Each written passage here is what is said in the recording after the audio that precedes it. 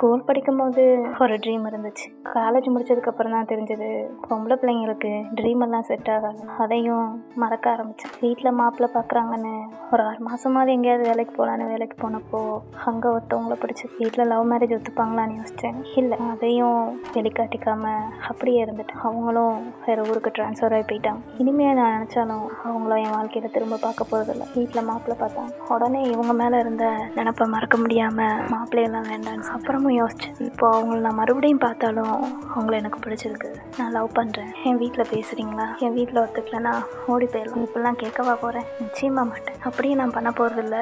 அப்புறம் எதுக்காக அதை வேறு நினச்சிக்கிட்டே இருக்கேன்னு வீட்டில் பார்த்த ஏதோ ஒரு பையனுக்கு ஓகே சொன்னேன். நமக்கு பிடிச்ச விஷயம் தான் நம்ம கூட இருக்கணும், அப்போ தான் வாழ்வேன்னா இங்கே யாராலையும் வர முடியாது. அதனால் கொஞ்சம் கொஞ்சமாக எல்லாத்தையும் ஏற்றுக்க ஆரம்பித்தேன். எல்லாருக்கும் அப்படி தான். 5th படிக்கும்போது இருந்த எந்த ஃப்ரெண்டும் 8th இல்லை, 8th இருந்தவங்க யாரும் 10th இல்லை, 10th இருந்தவங்க யாரும் 12th இல்லை, 12th இருந்த யாரும் என் கூட காலேஜ் வரல.